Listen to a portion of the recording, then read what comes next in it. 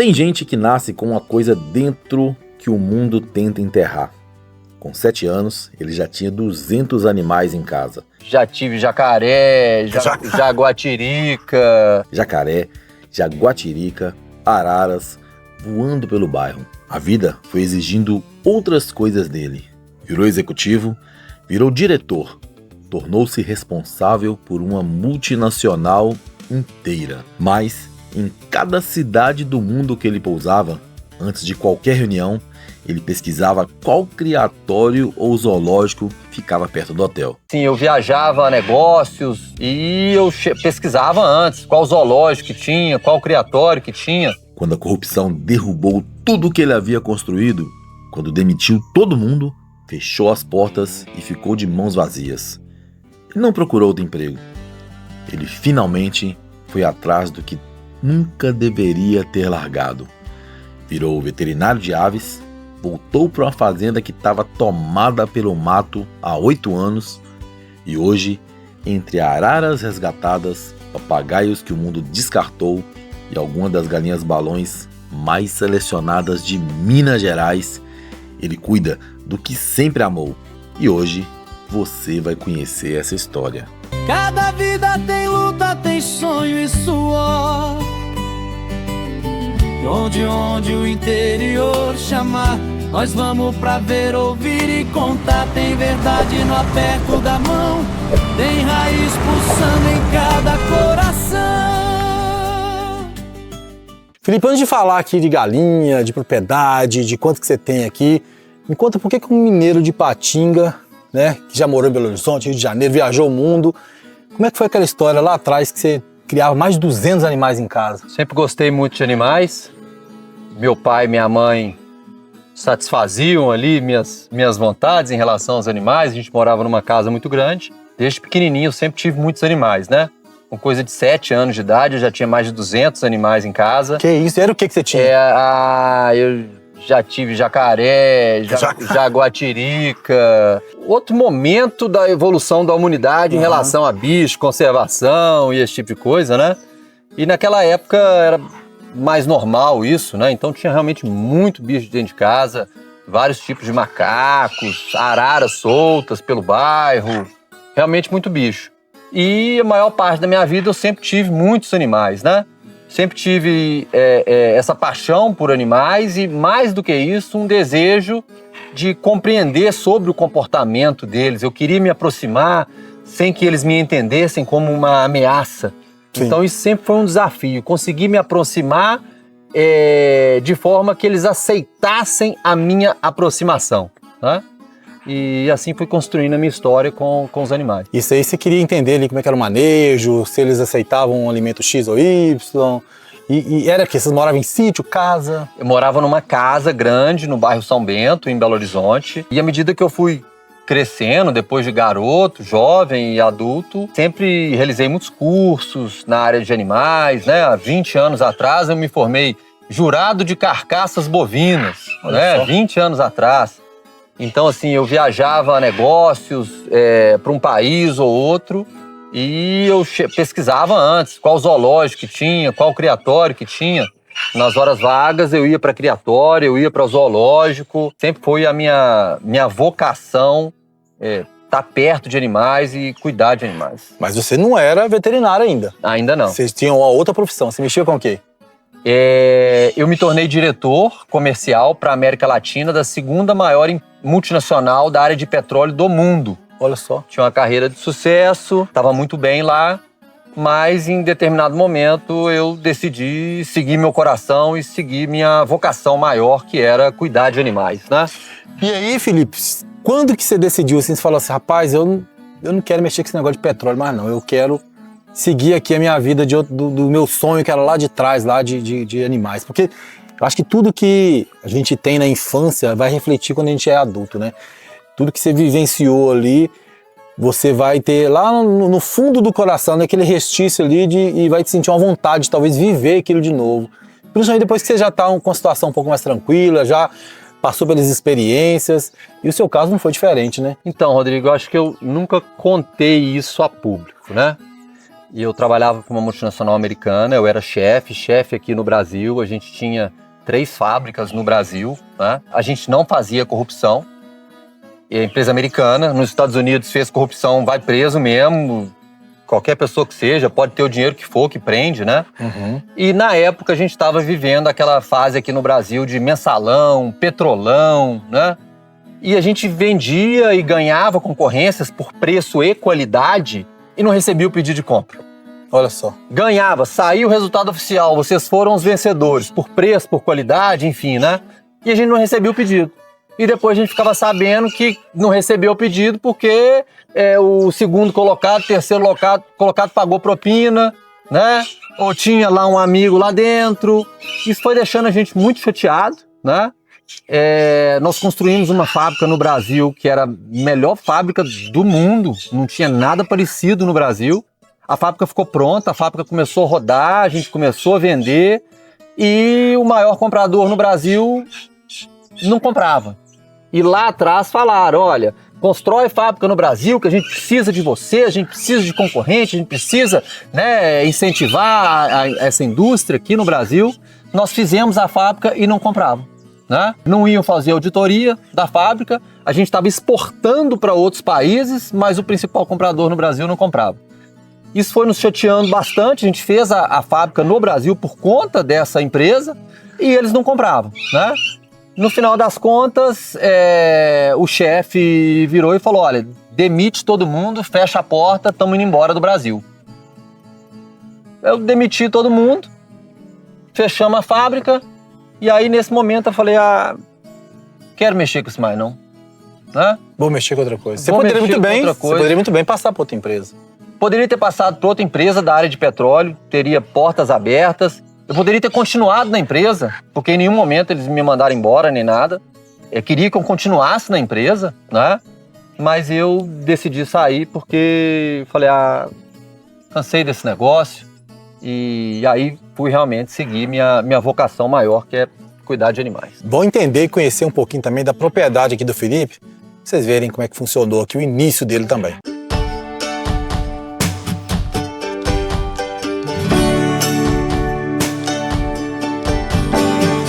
Da multinacional de petróleo para 40 hectares de terra, Felipe, veterinário, tomou uma decisão que poucos teriam coragem. Largou a carreira corporativa e voltou para a fazenda da família. Mas não foi para ficar parado, foi para construir algo do zero, quando a propriedade que estava abandonada há 8 anos se transformou em um dos criatórios de ovos caipiras mais bem estruturados de Minas Gerais. Felipe, vamos andar aqui um pouquinho? E aqui, você decidiu vir pra cá, que você falou que tinha essa propriedade, né? Aí você resolveu vir pra cá, tava parada. E quando você chegou aqui, como é que era o estado aqui da propriedade? A gente tem essa fazenda há coisa de 40 anos, mas a fazenda nos últimos 8 anos ficou parada. Meu pai morava aqui, meu pai faleceu e a gente resolveu fechar a fazenda, porque não tinha ninguém para tomar conta, né? A gente morava longe. E depois que eu voltei para Belo Horizonte, e aí como veterinário eu fiquei pensando, poxa, a fazenda tá parada, a coisa tá se acabando, mato crescendo, preciso desenvolver um projeto lá na fazenda.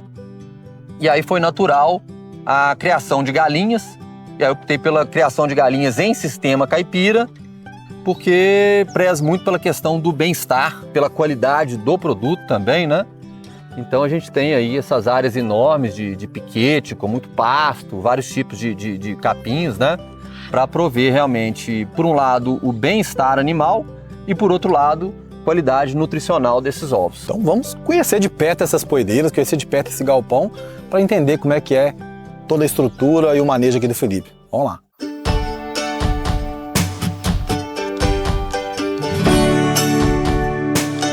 Quando Felipe chegou, a fazenda estava parada há 8 anos. Mato tomando conta. Estruturas se acabando. Sem produção, sem movimento. Mas ele enxergou o que poucos veriam. Potencial. 40 anos de história da família. Mata preservada.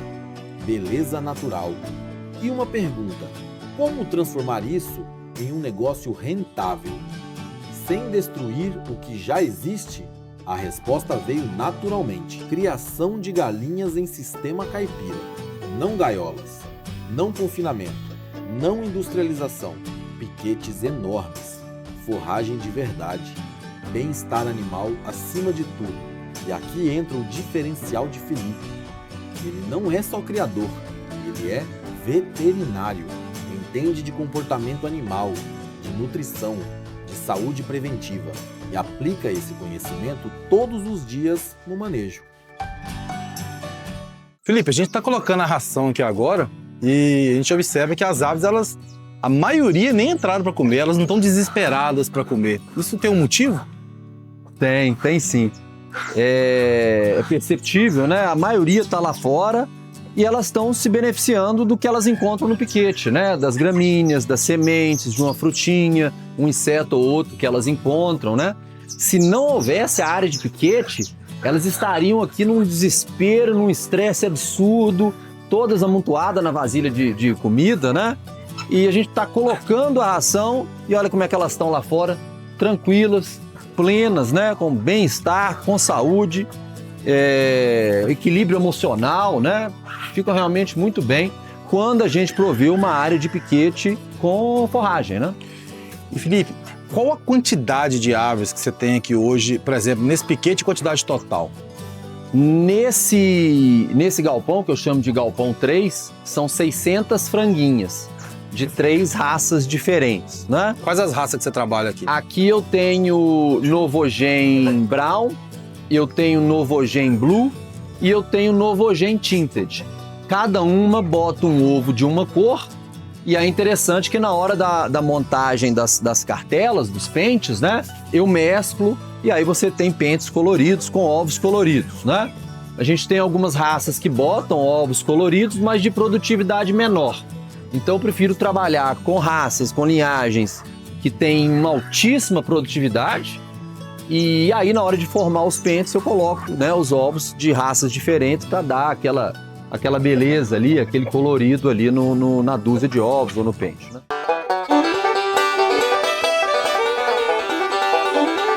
80% dos ovos brasileiros vêm de galinhas em gaiolas. Gaiolas onde elas não conseguem sequer abrir as asas. Quase 20% são livres de gaiola, mas ainda em galpões lotados, sem espaço para expressar comportamento natural.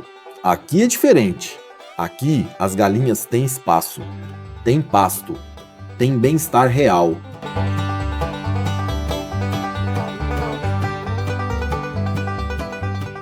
Felipe, esse aqui é um lote que já está em produção, né? Aqui a gente tem 250 frangas Novogen Brown em início de produção. Já cheguei no pico, elas estão completando 5 meses de idade. Agora, se eu não me engano, é dia 15 ou dia 20, mas que já atingiram o pico de produção. Aquele negócio que eu falo, né? Do que o bem-estar leva a uma produtividade.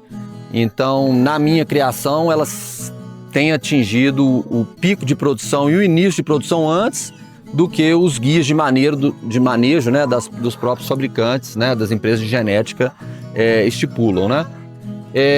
Galinhas muito bonitas, muito saudáveis, em área de piquete bem maior do que a norma fala, mas não está sendo suficiente. Você vê que aqui dentro era tudo gramado assim, né? A força de transformação dessas galinhas já raparam praticamente tudo, então aqui a gente vai aumentar essa área de piquete. A gente vai estender essa área de piquete até mais lá na frente, porque eu quero que tenha pasto o ano inteiro, né? Agora a gente está no verão, época de chuva, o pasto sai mais fácil, na época de inverno não vai sobrar nada, então nós vamos aumentar esse piquete para que na área de inverno a forragem se mantenha.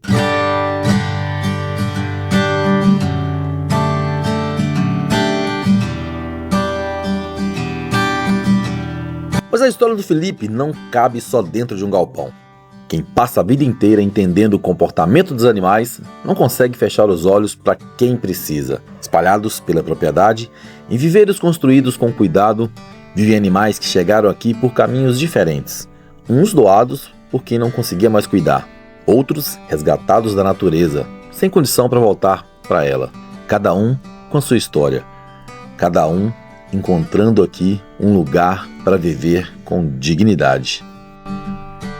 Então, essa aqui qual que é, Felipe? A história delas, né? Esse é um casal de Ararajubas. O antigo proprietário não conseguia ficar mais com elas porque faziam muito barulho, né? Era um apartamento, elas faziam muito barulho, os vizinhos reclamando e o pessoal da casa mesmo, do apartamento, não conseguia viver com o barulho delas. E aí me doaram esse casal de Ararajubas, né? São Ararajubas legalizadas, são pet, né? Mas que vieram de doação porque não tinham condições de criar elas devido ao barulho, né? Então elas ficam aí, um viveiro bastante grande, né? Caem umas goiabinhas lá em cima, elas comem, né? Moça, que bonita. São mansas, olha só. São mansinhas. E essa Ararajuba, ela é da fauna brasileira? Ou... Da fauna brasileira. E elas são nativas do Maranhão, lá do norte do Brasil, só existem lá, né? E estão aí, né? Estão sob meus cuidados aí pro resto da vida. E qual outro que a gente pode ver aí? Vamos mostrar essa arara aqui. Ela tem um caso interessante, né? Cada um tem a sua história. Sim. Essa arara é uma arara de vida livre, né? Criada aqui vivia próximo a Belo Horizonte. E ela começou a ser acompanhada por alguns biólogos porque eles notaram que ela tinha um pezinho que tinha perdido a sensibilidade, um pezinho morto, né? Não tem movimentos, né? E começaram a acompanhar, ela cada vez mais fraca, ela não conseguia acompanhar o bando, começou a ficar no chão, né? Porque ela não tem sensibilidade no pezinho e aí para ela pousar, ela sentia muito incômodo e dor, né? Ela não sente dor no pezinho, você pode beliscar que ela não sente dor, mas mais em cima ela sente. E ao pousar, ela não conseguia ter firmeza nos galhos das árvores, né? Não conseguiria segurar alimento para se alimentar de forma adequada e ao pousar sentia dor aqui, né? Quebrou o pé, tipo assim?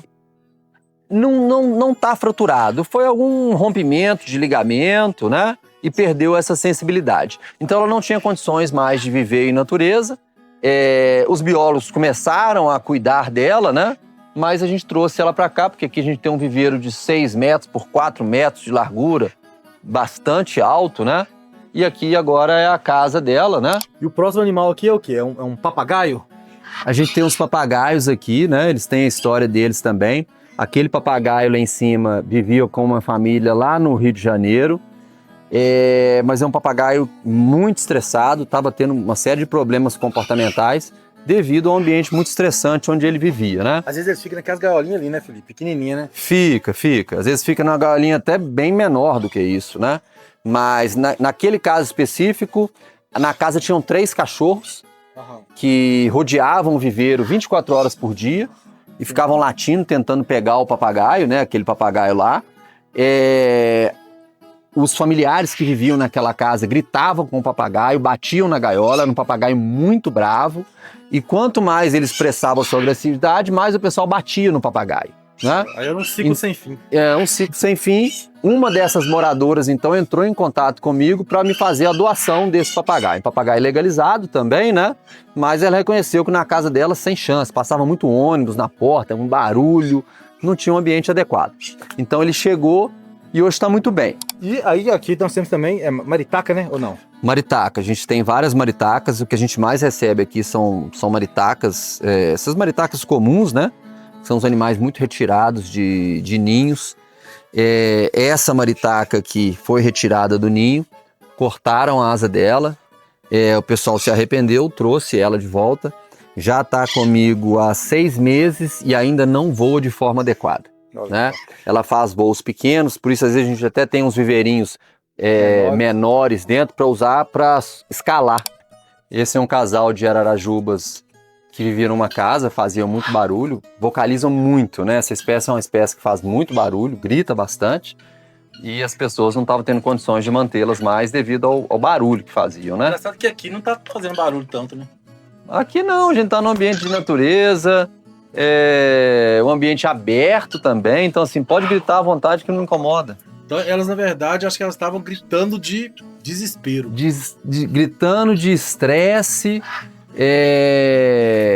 Às vezes, muitas vezes, as pessoas incitam essas aves a ficarem gritando com a forma que elas se comportam diante dessas aves. Então, às vezes, essa vocalização excessiva é um sinal de estresse, ou às vezes é um aprendizado, né? Os outros gritam na casa. Os outros gritam na casa, o bicho grita. Quanto mais você grita, quanto mais você fala alto no ambiente dos psitacídeos, mais alto eles vão falar. Quer ensinar os bichos a não gritarem alto, conversa baixinho com eles. Tem um detalhe que é importante, que eles imitam, né? Você pode ver que eles imitam várias falas do ser humano. Né? Até xingamentos ensinar, tem gente que ensina e aí eles repetem. Então, se ensinar de uma forma tranquila, eles vão ser tranquilos também. De forma tranquila também, né? Uma coisa que as pessoas falam muito, né? Ah, eu coloquei meu psitacídeo num viveiro grande e eles ficaram bravos, né? Então, assim, tem várias técnicas também para que eles se mantenham dóceis, né? Eu gosto de fazer com que venham até mim para adquirir um alimento, alguma coisa assim, nunca levar até eles, né? Façam com que venham até você e assim eles passam a reconhecer a sua mão como algo amigável, você como algo benéfico para eles, né? Aqui a gente vai colocar a raçãozinha para eles. Tem uma medida aí diária que a gente coloca, né? Pode sobrar para ficar mofando, né? Não pode sobrar, é a quantidade do dia, né? E aí, viveiros todos muito amplos, caem umas goiabinhas em cima, né? Eles ficam lá de pendurados, igual uns morceguinhos comendo as goiabinhas. E assim, esses pássaros, eles têm esse detalhe de, às vezes, um não gostar do outro, atacar outro ou não? Ataca, tem muito conflito. As pessoas muitas vezes não sabem disso, né? Mas se eu pegar uma outra arajuba, colocar aqui, ou uma outra ave de uma outra espécie, os conflitos eles podem acontecer. E algumas vezes são conflitos graves, né? Principalmente de espécies diferentes, aves maiores do que as outras, né? Você tem casos de ave, por exemplo, que arranca o bico da outra, arranca o bico inteiro, né? Cada espécie tem sua anatomia de bico, né? O bico da ararajuba é muito fininho demais da conta. Pegar... Porque o alimento que ela encontra em natureza é um alimento diferente, precisa desse bico fininho, né? E tem gente que às vezes acha que o bico tá errado, que tem que cortar essa pontinha do bico, nada disso. É desconhecimento sobre a anatomia do bico da espécie.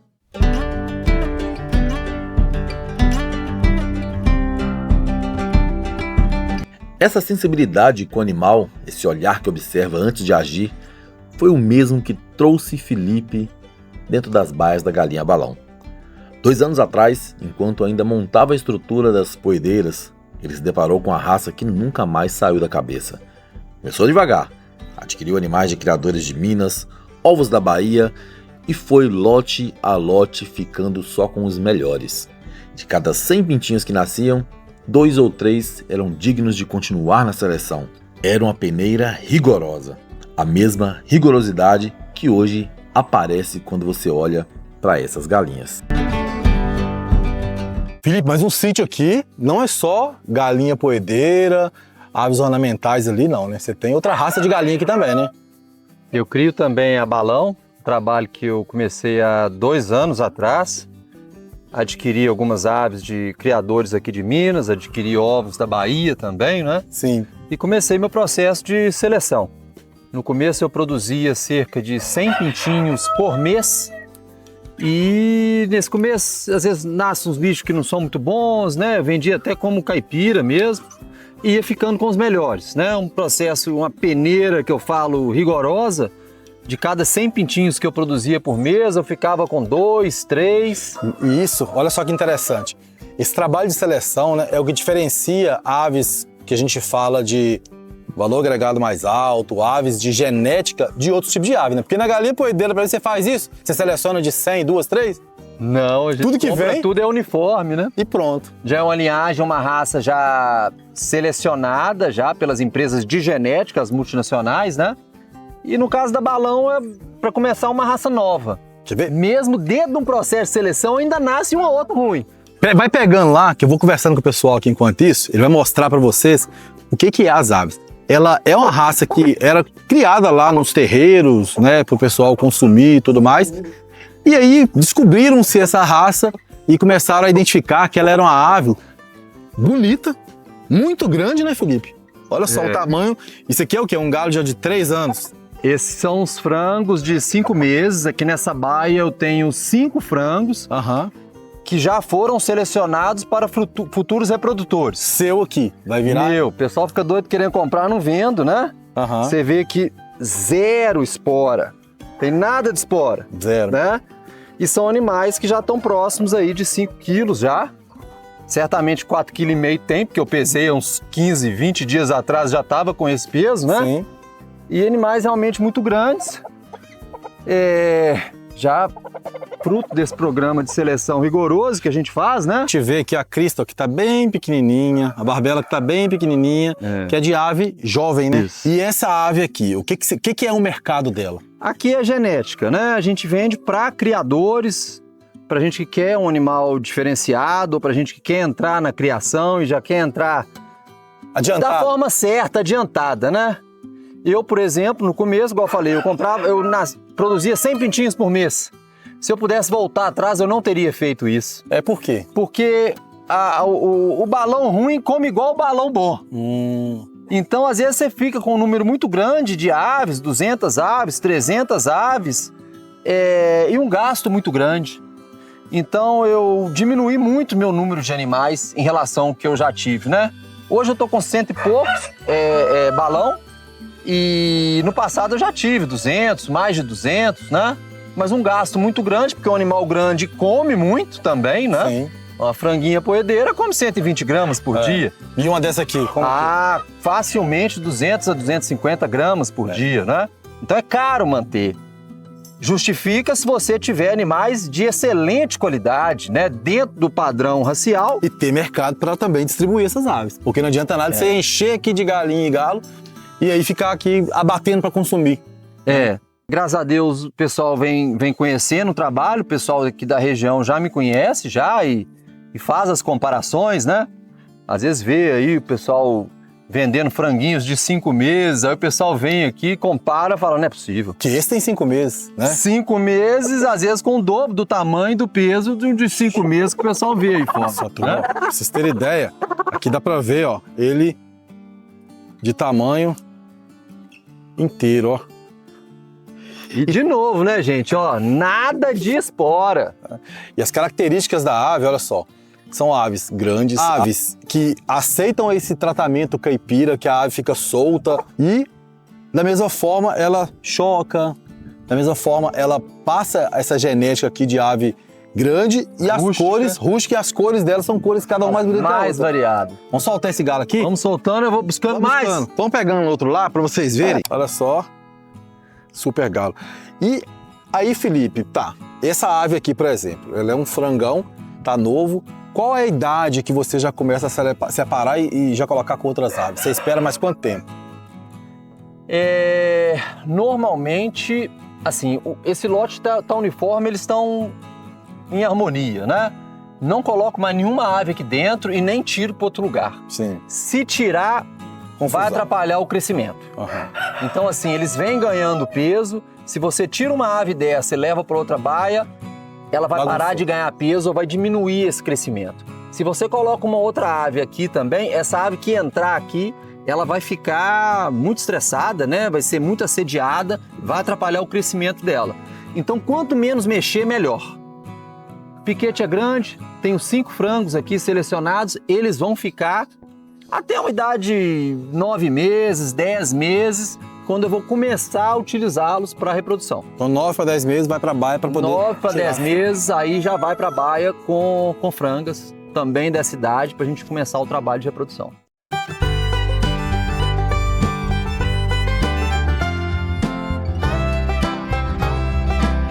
Cinco meses. É isso que esses animais têm. 5 meses e quase 5 quilos. Sem espora, calmos, estruturados, com uma cabeça, um peito, uma presença que a maioria dos galos adultos não tem.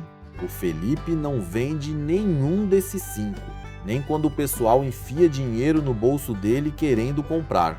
porque ele sabe o que tem na mão. E quem sabe o que tem, não vende por qualquer preço. Agora vamos pegar as frangas que estão selecionadas aqui do Felipe para apresentar para vocês verem como é que é o tamanho também das aves, né? E se possível depois a gente vai pegar até para comparar aqui com as poedeiras que ele tem bastante aqui. Essa é bonita, hein? Olha só. Por que você pegou essa daqui primeiro? Ah, eu acho ela muito bonita. Não basta ser bonita, tem que ser grande e tem que ser pesada, né? Mas com o tempo a gente vai conseguindo conciliar tudo, né? Sim. Grande, pesada e bonita, né? Então é uma galinha, uma franguinha azul, 5 meses. São irmãs daqueles frangos lá que a gente viu, né? Sim. Tem a mesma idade, nasceram no mesmo dia. Ela tem esse tupete que eu acho maravilhoso. Tupete até maior, né? Sim. Mas o padrão permite, sem problema nenhum, né?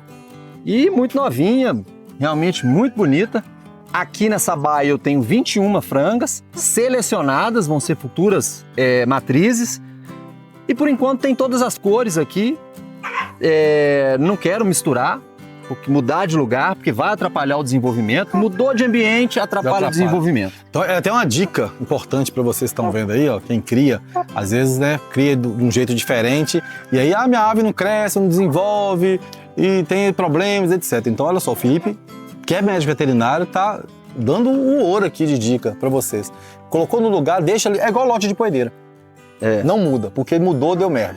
Mudou de ambiente, vai atrapalhar o crescimento, às vezes chega a parar de crescer mesmo, mas sem dúvida nenhuma vai diminuir o ritmo daquele crescimento. E até, inclusive, essa dica é interessante, porque é o seguinte, criadores só descobrem, às vezes, as coisas na prática. Então, é depois de 3 anos criando que ele começa a acertar. Fala, rapaz, agora eu sei criar. Por quê? Porque ele vai na tentativa e erro, e aí ele vê a forma que dá certo para ele. E aí, isso aqui é uma dica que a pessoa já pode aplicar de cara. Vou dar uma outra informação também interessante, o início da postura dessas aves, né? Normalmente, o que a gente vê o pessoal falando, a balão ela começa a postura de 6 a 9 meses, Sim. né?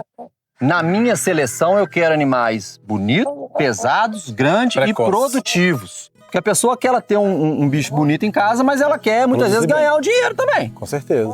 Então não basta você ter uma galinha maravilhosa que bota pouco. Isso. A gente vê o pessoal falando, animal de primeira postura, segunda postura. Eu tenho animais aqui que bota direto, sem parar. Chega a ser igual a poedeira, por incrível que pareça. E isso é seleção. É seleção. Todo dia você vai, tá o ovo dela lá no ninho. Se você selecionar bem, que até as galinhas poedeiras, elas foram seleção das melhores raças para poder conseguir chegar na ave bonita. Pega outras lá pra gente poder Deixa eu ver. pegar lá. Olha só, tu. Tá com peso legal, hein? Aqui já passou de 4 quilos tranquilo. E uma cor bem limpa, olha só, no azul. Olha que perfeição. Imagem perfeita. Muito provavelmente não é menos de 3 mil reais. É uma ave muito bem selecionada. E olha a outra que tá vindo ali. Tô falando, pessoal, uma dessa aí não é menos de 3 mil reais, né, Felipe? Eu nem vendo, né? Às vezes chega um que paga e às vezes tá precisando, eu acabo vendendo, sabe? Por isso que às vezes eu escondo os bichos. Olha a outra. Uma cor totalmente diferente, né? Sim. Uma mil flores, com tupete também. Muito bonita também, tem um peso muito bom, um tamanho muito bom. Animais que eu já selecionei aqui para serem futuras matrizes, né? É incrível, né? Essa cor aqui é maravilhosa. Tem mais alguma outra que quer mostrar? Tem, vou pegar lá. Vamos pegar lá pra mostrar. Aí, duas mais ou menos da mesma Padrão cor. tá peso legal. Essa aqui é um perdizado, né? Essa aqui Puxando pro perdiz. E olha como tem o esverdeado nas penas, com esse sol refletindo, hein? lindo, né? Tá bonito demais. Lindo. Essa aqui é a pena bem característica do Wyandotte, olha só. Não vi na balão, ainda não vi parecido não, viu? Ela tem só aqui, ó, na beiradinha aqui, E replicar isso aqui, você acha que é fácil? Os filhos dela vão ter alguns assim, né? Galos dessa cor eu ainda não tenho. Não tem. Essa aqui é bem parecida também, o tom de cor. Olha só. E a mãe delas, 6,1 kg, sensacional, muito produtiva. Elas já estão botando ovos com 5 meses. Sim. A gente entrou ali, tem 4 ovos ali dentro. Tem uma que deve ter começado a botar ontem ou hoje, porque ela botou um ovo ali no chão. E esses primeiros que começam a botar, né? Às vezes bota no chão, né? Aham. Depois vai indo tudo pro ninho, né? Sim. E uma correlação que eu que eu aprendi, Rodrigo, que é muito comum em toda espécie de animal, né? O início da idade produtiva e da produção tem muito a ver com o peso do animal, né? Quando você fala, por exemplo, de vaca leiteira, né? Quando ela atinge um determinado peso, ela fica prenha. Sim. Se ela não atinge um peso, ela não pega prenhez, né? Com porcos é a mesma coisa, com várias espécies de animais é assim. E com galinhas é assim também, né? Então o início da idade produtiva, da fase produtiva, tem muito a ver com o peso delas, né? Sim. Então animais que chegam num peso mais rápido vão começar a produzir ovos mais rápido. Isso é muito comum em várias espécies de animais. Olha só. E com a balão não é diferente, e eu tenho essa comprovação aqui. Essas mais pesadas já estão botando, com 5 meses de idade. Já chegou, vamos colocar assim, os órgãos internos dela ali já foram todos formados. Tudo. E isso tem relação, principalmente, com a alimentação também. Né? É, alimentação, bem-estar, muita forragem aqui, gramínea de sobra, né? Ração balanceada também, sempre à disposição. E chega rápido no peso. E essa daí? Então, essa é uma franguinha mais escura. Eu tenho tido um sucesso muito grande com essas colorações mais escuras. E a gente, muitas vezes, cria o que dá certo, né? Não adianta você ficar insistindo numa coloração onde os animais não atingem, às vezes, um peso legal, né?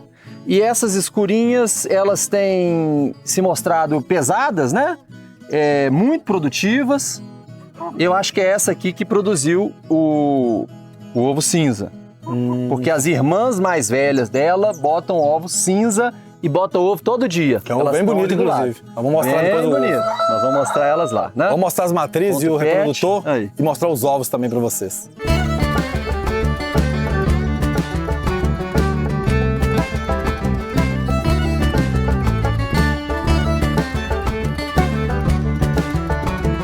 Aqui vai um daqueles segredos que criador aprende na raça, geralmente depois de errar. Você juntou um lote de aves? Não mexa. Não tira um para outra baia, não coloca um estranho no meio, porque quando você mexe, o bicho estresa, para de crescer. Às vezes, regride. O Felipe aprendeu isso criando, testando, errando, e hoje ele fala com a segurança de quem não vai errar mais. Lote junto, lote unido. Do nascimento até a reprodução. E aqui então são as matrizes, né, Felipe? É uma baia de matrizes de coloração 1000 flores. Que são mães daquelas que a gente mostrou. Irmãs mais velhas. Irmãs mais velhas, né? E o que a gente vai percebendo também é que a nova geração sempre melhor, né? Sempre melhor. Você vê aquelas franguinhas de 5 meses já quase do peso dessas mais velhas, né? Sim. E tem sido assim, né? Os nova geração sempre melhores. Mais 3.000 flores e um frango, né? Eu não gosto de colocar muita galinha com galo, porque eu gosto de ter 100% de ovo fértil. Sim. E colocando 4 galinhas para cada galo, eu tenho 100% de ovo fértil. A gente vê muitas vezes o pessoal comprando ovos, dá muito ovo branco, né? Sim. Que não tá fértil. E então... E nesse negócio de ovo fértil, você pensa, você não vendeu ovo até hoje, você falou? Não, eu não tive uma experiência boa adquirindo ovos. Justamente porque a maioria veio ovo branco. A gente sabe que tem várias causas para isso, né? Uma das causas é o cara que coloca muita fêmea para pouco macho. Outra causa é a pessoa que às vezes guarda os ovos muito tempo para depois fazer o envio.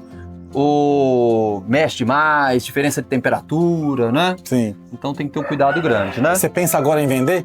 Vou começar a vender ovos, já tenho ali já alguns já selecionados para começar a vender, né? Sim. De baias realmente selecionadas, né? Dessa baia, da baia daqui de trás, né? Que você já testou? Que eu já testei, e de animais que são grandes, pesados, bonitos e muito produtivos. E o galo, vamos ver o galo dessa baia aqui. As outras duas são praticamente parecidas. Deixa eu pegar aqui. Só. Pô, linda, né? E essa cor aí, qual que é essa cor? Isso é um bétula... Mais ou menos um caboclo. Caboclo com bétula, enfim. Um reprodutor jovem também, né? Esporinha bem pequenininha. Esporinha pequena também, né? E uma cor bem diferente, né?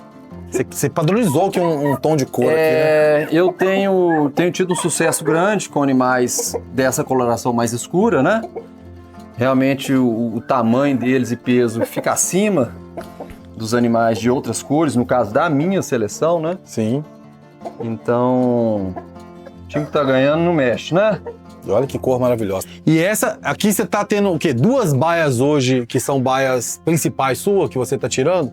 Ou tem mais? Eu precisei dar um foco nas poedeiras um tempo atrás, e aí parei de reproduzir GSB. Muito pintinho de poedeira, centenas, e aí precisei dar um foco.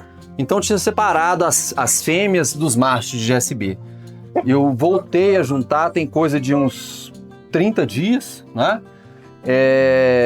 E hoje eu tô produzindo filhotes a partir só de 2 baias. 6 galinhas. Das melhores. Essa baia e a baia de cá. Vamos conhecer a outra baia? Vamos. E ela tem uma característica diferente, aquela baia dali, né? Oh, Vamos lá ver.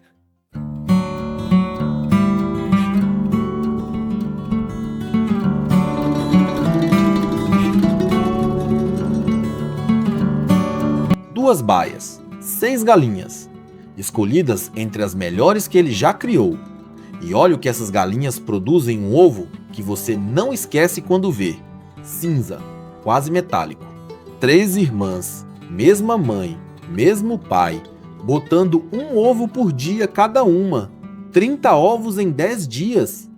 Num animal do tamanho da Balão, isso é extraordinário. E não aconteceu por sorte.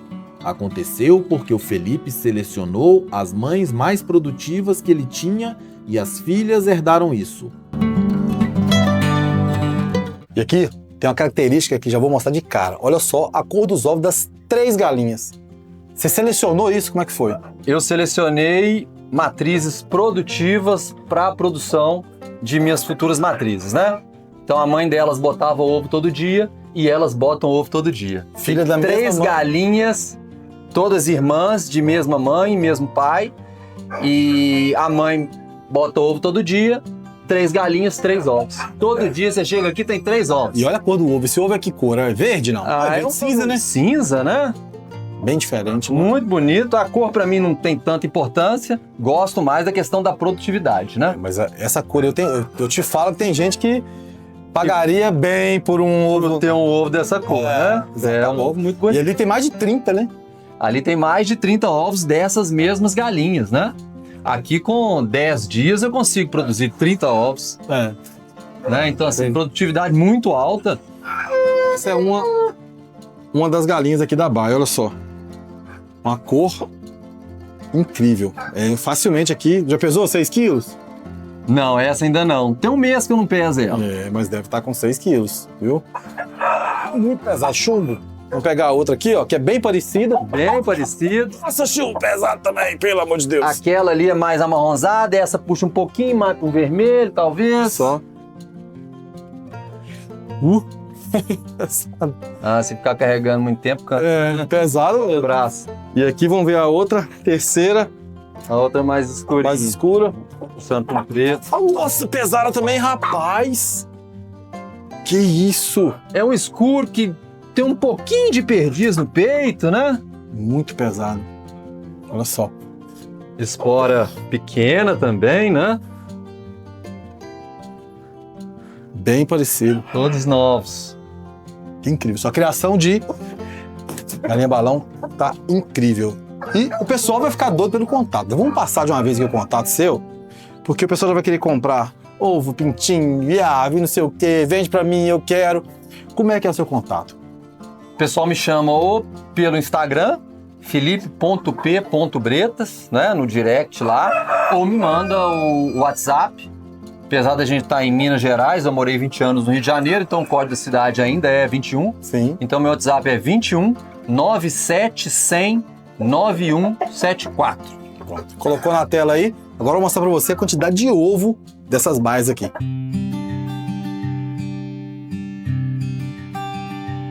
E se você achou que já tinha visto tudo, espera, porque o Felipe guardou uma surpresa.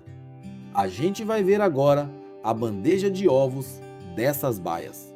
E aí você vai entender de vez o que produtividade de verdade significa numa galinha balão tradicional. E olha só, que característica bacana. Deixa eu ajudar o Felipe aqui, ó. Pegar uma bandeja. Olha que bandeja bonita, rapaz. Olha só. Vira um pouquinho, Felipe, pro pessoal ver. Praticamente dessa baia aqui, ué. É. Se for olhar, você tem 2 baias. É a mesma quantidade de dias que você pegou? Mesma quantidade de dias. Só que essa baia aqui botou muito mais. Muito mais produtiva. A mãe delas bota ovo todo dia, elas botam ovo todo dia. Todo dia. Olha que incrível. É a quantidade de ovos. É uma cor bonita e é uma característica de alta produção mesmo. Alta produtividade, enche a chocadeira rapidinho, retorno financeiro mais rápido. Mais rápido. E aí, quem tá adquirindo coisa que vai ter retorno com certeza, porque a produção aqui tá boa mesmo. Rapidinho paga o investimento. E eu vou falar com ele agora. Manda essa aqui, nós vamos negociar para levar lá para Sobralho. Aí pronto. Fala que eu tenho que esconder as coisas. Pois é, não tem jeito de esconder de mim não, que eu vou andar em tudo. Então, essa aqui vai, porque eu mesmo fiquei de bobeira. Pera, dou lá de cá. Eu mesmo fiquei de bobeira com essa ave aqui. Eu também quero alta. Você acha que é só ele que vai querer alta produção na casa dele? Não, hein? Tem que colocar, espalhar o Brasil.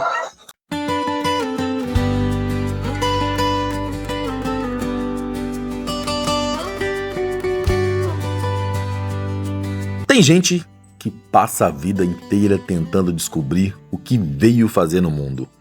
Felipe soube com 7 anos. Só demorou um pouco para ter coragem de viver isso.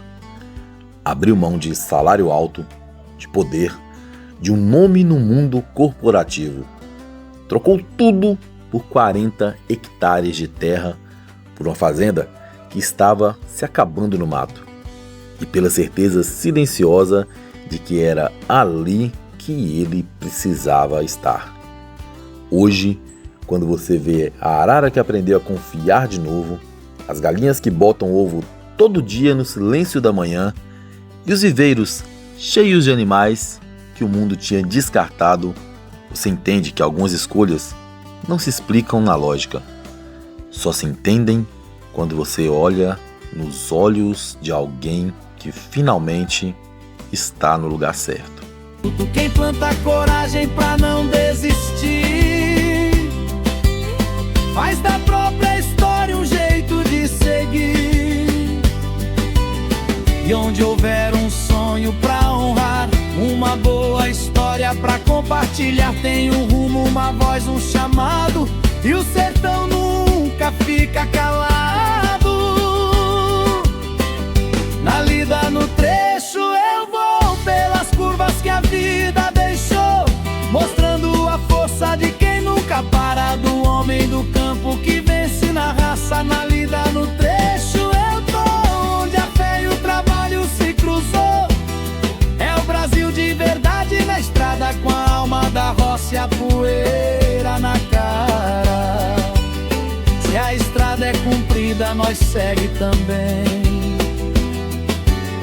com respeito à origem e olhando além, porque a lida ensina e o trecho conduz. Quem carrega a verdade não anda sem luz. Na lida, no trecho, eu vou, com a viola marcando quem sou, levando a verdade do campo pra frente, na voz de um Brasil forte e valente. Na lida, no trecho, eu tô onde o simples tem mais valor. É chão, é raiz, é destino e jornada.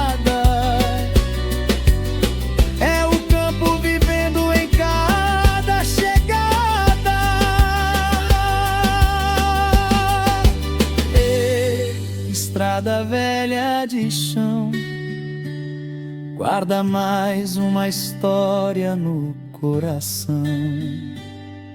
Na lida, no trecho, eu sigo assim, levando o interior dentro de